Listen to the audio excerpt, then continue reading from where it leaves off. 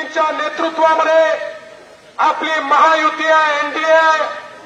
आणि दुसरीकडे दुसरा पर्याय हा राहुल गांधी आहेत, ज्यांच्या अंतर्गत 26 पक्ष या ठिकाणी आहेत. बंधू भगिनींनो, मोदीजी आपल्या विकासाच्या गाडीचं इंजिन आहे. पॉवरफुल इंजिन आहे, पॉवरफुल. आणि याच्यामध्ये एनडीएचे डबे लागले आहेत. आमचे एकनाथराव शिंदेजींची शिवसेना आहे, या ठिकाणी आमच्या अजित पवारांची राष्ट्रवादी आहे, आमच्या आठवले साहेबांची रिपाई आहे आणि सगळे आपले महायुतीचे घटक हे या ठिकाणी डब्यांच्या रूपानं आहेत. आणि आपली गाडी कशी आहे? आपल्या गाडीमध्ये दीन, दलित, गोर, गरीब, आदिवासी, शेतकरी, शेतमजूर, महिला, अल्पसंख्याक, ओबीसी प्रत्येकाला बसण्याची जागा आहे. दुसरीकडे गाडी कशी आहे? राहुल गांधींची गाडी. त्या गाडीमध्ये राहुल गांधी म्हणतात मी इंजिन आहे, शरद पवार म्हणतात मी इंजिन आहे, उद्धव ठाकरे म्हणतात मी इंजिन आहे, लालू प्रसाद म्हणतात मी इंजिन आहे, त्या ठिकाणी ममता बॅनर्जी म्हणते मी इंजिन आहे, स्टॅलिन म्हणतो मी इंजिन आहे. तिथे डब्बे नाही, सगळे स्वतःला इंजिनच म्हणतात.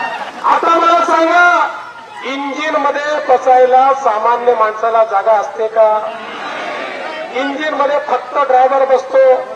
आणि यांच्या बाबतीत केवळ ड्रायव्हर नाही तर यांचा परिवार त्या ठिकाणी बसतो. आता शिंदे साहेबाला इंजिन दिलं तर ते तुम्हाला थोडी बसवणार आहे, ते प्रणितीताईलाच बसवणार आहे. त्यामुळे यांचं इंजिन असं आहे की ज्या इंजिन मध्ये बसायला जागा देखील नाहीये. आणि म्हणून बंधू भगिनींनो, ही साधी निवडणूक नाही. हे जे उमेदवार तुम्हाला दिसत आहेत दोन्ही सक्षम उमेदवार आहेत, पण या दोन्ही उमेदवारांच्या कमळाचं बटन दाबलं की वोट कोणाला मिळतं? कोणाला मिळतं? कोणाला मिळतं? आणि प्रणितीताईचं किंवा मोहितेंचं कुठलं ते काय त्यांचे ठिकाणी नाही तुतारी,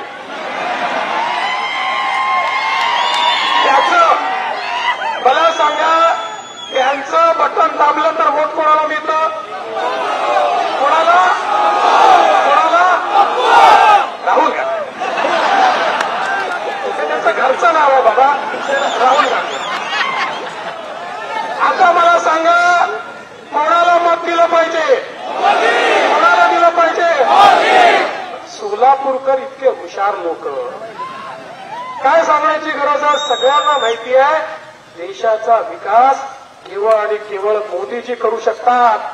या ठिकाणी ही निवडणूक मोदीजींना देशाचं तिसऱ्यांदा प्रधानमंत्री करण्याची निवडणूक आहे आणि त्याकरता आपण सगळे एकत्रित आलो. बंधू भगिनींनो, केवळ 10 वर्षामध्ये माननीय मोदीजींनी 25 कोटी लोकांना गरिबी रेषेच्या बाहेर काढलं.